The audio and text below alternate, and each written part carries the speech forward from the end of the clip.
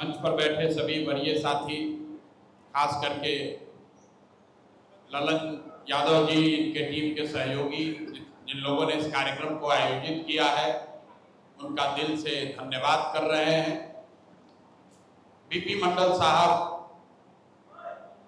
को श्रद्धांजलि दे रहे हैं, अपनी ओर से नमन कर रहे हैं आप सबके साथ मिलकर। यहाँ इस तरह की राजनीतिक चर्चा कोई नई बात नहीं। कोई भी महापुरुष है, उनके वर्ग के लोग या उनसे सामाजिक राजनीतिक नजरिए से जुड़े हुए लोग उनकी जयंतियां मनाते ही।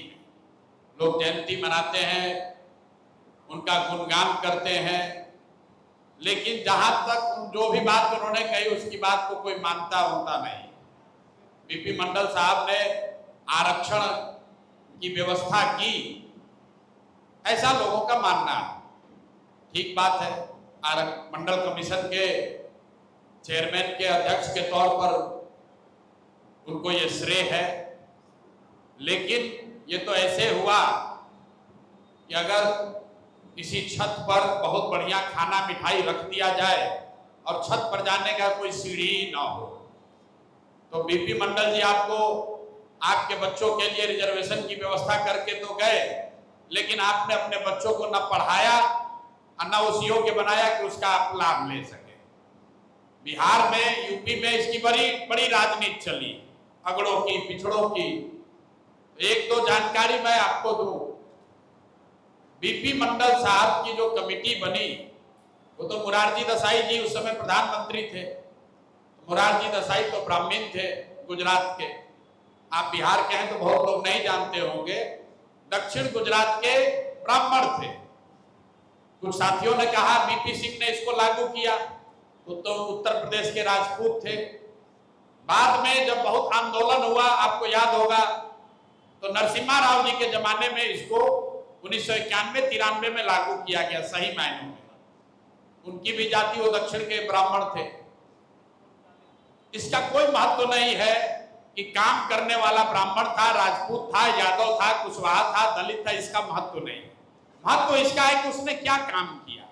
महत्व इस बात का है कि उन्होंने समाज के एक बड़े वर्ग को समानता उनको मिले, उनको अधिकार मिले, उनके बच्चों को आगे उनका भविष्य बेहतर हो, उसकी व्यवस्था बनाई। वो मंडल थे या कुशवाहा थे, इसका बहुत महत्व नहीं, लेकिन राजनीति जो है वो सिंबलिज्म से ही चलता है। एक है सिंबल और एक है सब्सटेंस। तो कितने साधु महात्मा लोग हिंदू धर्म के एकदम घोर अनुयायी हैं, ईमानदारी से हिंदू धर्म के, सनातन धर्म को आगे बढ़ाने के लिए काम कर रहे हैं, लेकिन विश्व हिंदू परिषद वाला लोग आया, राम मंदिर का नायक बन गया, अब वहां से चंदा भी चोरी कर रहा है, तो हिंदू धर्म का ठेकेदार वही बना हुआ है। तो मंदिर जो है वो सिंबल है, और मंदिर के अंदर जो पूजा है वो सब्सटेंस है। तो यहाँ पर रिपोर्ट और रिपोर्ट लिखने वाले की तो महिमा मंडन हो रहा है, लेकिन इसी बिहार में अभी जातीय जनगणना हुई। आपने, कुछ लोगों ने शायद पढ़ा होगा, आज भी 35 वर्ष के आंदोलन के बाद, लालू जी, नीतीश जी के 35 वर्ष के शासन के बाद भी 10% से कम ओबीसी समाज के बच्चे ही 12वीं पास कर रहे हैं। ये हम नहीं कह रहे, ये जातीय जनगणना जो बिहार सरकार ने कराया, उस समय नीतीश जी और लालू जी ही साथ में थे। कोई इस बात को नहीं जवाब देना चाहता है कि ओबीसी समाज के 10% से कम बच्चे ही 12वीं पास कर रहे हैं। 35 वर्ष आपका शासन है। ईबीसी और दलितों में, मुसलमानों में 7% से कम बच्चे ही 12वीं पास कर रहे हैं। तो जब 100 में 90 आदमी 12वीं पास ही नहीं कर रहा है, तो उसको आरक्षण का लाभ मिलेगा कैसे? आपको जितना लड़ाई लड़ना है लड़ लीजिए, पूरे जीवन इसी में लोग लगा हुआ है कि आरक्षण की सीमा कितनी होनी चाहिए, आरक्षण कितने समय तक होना चाहिए, और ये किन किन क्षेत्रों में लागू होना चाहिए। ये 3 सवाल पर ही राजनीति है। जो लोग भी आरक्षण की राजनीति करते हैं, उनका ये होता है भैया कितने समय तक लागू होना चाहिए। जो आरक्षण के विरोध में है वो कहता है भैया संविधान में 10 साल का बात हुआ था, 20 साल का बात हुआ था, परमानेंट क्यों लागू किए हैं। तो ये गूढ़ सवाल है कि आरक्षण कब तक रहना चाहिए। दूसरा मुद्दा है कि कितना होना चाहिए, और तीसरा मुद्दा है कि किन क्षेत्रों में होना चाहिए, क्योंकि इसी पर राजनीति होती है। लोग बता रहे भैया कितना होना चाहिए, कोई कह रहा है होना चाहिए सदा के लिए, कोई कह रहा नहीं भैया हटाना चाहिए, कोई कह रहा है 50% होना चाहिए, कोई कह रहा है नहीं भाई जनगणना कराओ, जितना संख्या है उसके हिसाब से कराओ। और तीसरी बात कोई कह रहा है कि भैया सरकारी में नहीं होना चाहिए, प्राइवेट में भी होना चाहिए, ठेकेदारी में भी होना चाहिए। इसी की लड़ाई है। ये तीन जो मूल बात हैं, इस पर जन सुराज की सोच बिल्कुल स्पष्ट है। ज्यादातर राजनीतिक दल और नेता जो हैं इन मुद्दों पर गोलमोल जवाब ही देते हैं। उनको मालूम है एक बिरनी का खोता है, इसमें हाथ डालिएगा कोई ना कोई नाराज होगा ही होगा। इसलिए हम लोगों ने शुरू से स्पष्टता रखी है। आरक्षण क्यों होना चाहिए वो स्पष्ट है। जो इन्होंने मनोज भारती जी ने बात बताई, मंडल कमीशन के रिपोर्ट में भी लिखा हुआ है, संविधान के प्रस्तावना में भी है। जब तक समाज में असमानता है तो जो लोग समान वर्गों के मुकाबले पीछे छूटे हुए हैं उनको प्रोएक्टिव सपोर्ट सरकार की ओर से मिलना चाहिए। तो आरक्षण क्यों होना चाहिए इस पर विवाद नहीं है।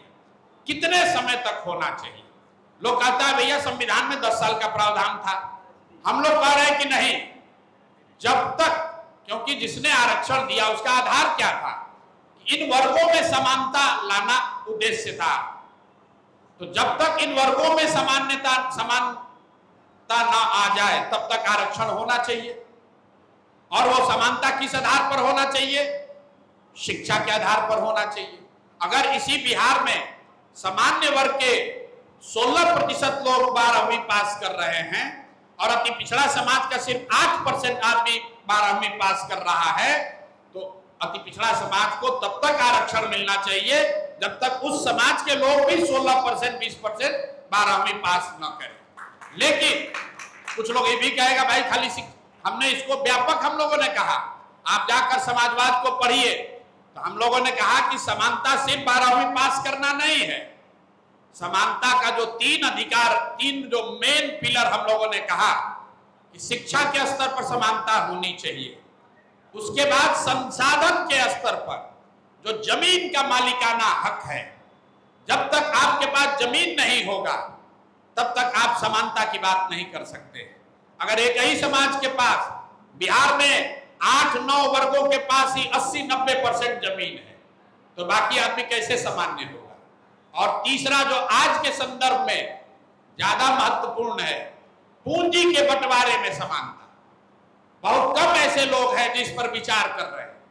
अगर बैंक से जो कर्ज मिल रहा है गाड़ी खरीदने के लिए, घर बनाने के लिए, बिजनेस करने के लिए, खेती करने के लिए, आप आंकड़ा आरबीआई का निकाल कर देखिए। हम लोग कह रहे हैं कि बिहार में लोगों को ऋण नहीं मिलता है, दूसरे राज्यों में मिल रहा है। लेकिन अगर बिहार का आंकड़ा आप देखिएगा, अगर 1 लाख करोड़ रुपया ऋण के तौर पर बैंक दे रहे, पूंजी उपलब्ध करा रहे हैं, तो उसमें 5% भी दलितों को ऋण नहीं मिल रहा, कमजोर वर्गों को ऋण नहीं मिल रहा। तो जन सुराज ने सीधा कहा कि भाई आरक्षण तब तक रहे जब तक इन वर्गों में समानता ना हो जाए। और समानता का मतलब सिर्फ 12वीं पास होना नहीं है, शिक्षा, जमीन और पूंजी के बंटवारे में जब समानता हो जाए तब आप मान सकते हैं कि इन वर्गों को आरक्षण नहीं मिलना चाहिए या इनको जरूरत नहीं है। तो बिल्कुल हम लोगों का ये सिद्धांत है जो समाजवाद, समता मूलक समाज का आधार है। बीपी मंडल जी की आप बात कर रहे हैं, बीपी मंडल जी यादवों के नेता नहीं थे। जहां तक मैंने पढ़ा समझा है बीपी मंडल पिछड़ों के नेता नहीं थे। इन सब से पहले बीपी मंडल एक समाजवादी नेता थे, समाजवाद के मानने वाले लोग थे। तो समाजवाद में समता मूलक समाज की जो परिकल्पना है कि राजनीतिक भागीदारी के साथ साथ नौकरियों में आरक्षण रहे, राजनीतिक भागीदारी आपको संख्या के हिसाब से मिले, लेकिन इसके साथ साथ जब तक शिक्षा, जमीन और पूंजी के बंटवारे में समानता नहीं होगी, तब तक समाज में आप समतामूलक समाज की कल्पना करना बेकार बात। ये जो जातियों को आरक्षण मिला हुआ, इससे कुछ लोगों को फायदा हो सकता है। जिन लोगों को जिनके बच्चे पढ़ जाएंगे उनको फायदा हो सकता है, लेकिन जिनके बच्चे पढ़े ही नहीं उसको कैसे लाभ मिलेगा? जिसके कुछ जरूरी नहीं कि हर आदमी पढ़ाई करे। अगर जो खेती करना चाहता है, खेती में भी समानता होनी चाहिए। जो बिजनेस व्यापार करना चाहिए, पूंजी के बंटवारे में भी समानता होनी चाहिए। तो जन सुराज ने सीधा सिर्फ बीपी मंडल जी के लिए ही नहीं, जितने भी समाजवादी सोच के प्रवर्तक रहे हैं, सबको देखने, पढ़ने, समझने के बाद हम लोग का ऐसा मानना है कि अल्टीमेट उद्देश्य ये है कि आपको जनसंख्या के हिसाब से राजनीतिक भागीदारी मिले। जब तक समाज में असमानता है तब तक आरक्षण बना रहे, और साथ साथ जिसकी भी सरकार बने वो इस दिशा में प्रोएक्टिव मेजर लेकर काम करे कि आने वाले समय में शिक्षा, जमीन और पूंजी के बंटवारे में भी समानता हो। तभी आप समाज में समतामूलक समाज की बात कर पाएंगे। तभी आप खड़े होकर चाहे बाबा साहब को श्रद्धांजलि दें या बीपी मंडल साहब को दें। ये जातियों का मामला नहीं है, ये सिंबल का मामला नहीं है, ये सब्सटेंस का मामला है। जब तक इसकी बात की गहराई को आप समझिएगा नहीं, तब तक सिर्फ आरक्षण की सीमा के लिए, आरक्षण के समय के लिए, आरक्षण के क्षेत्र के लिए आप लड़ाई लड़ते रहिएगा। उससे आपके बड़े स्तर पर समाज का कोई फायदा होने वाला नहीं है। अगर ऐसा होता तो भाई अति पिछड़ा समाज बिहार में सुधर गया होता। छोड़िए पिछड़ों की बात, ये तो आप कह रहे हैं कि लेट हुआ, कांग्रेस ने धोखा कर दिया। आप जरा समझिए, जब देश आजाद हुआ SC ST को तो उसी समय से रिजर्वेशन मिला हुआ, उनकी गणना तो उसी समय से हो रही है। यहाँ पर सब लोग लड़ रहा है कि भैया गणना होना चाहिए।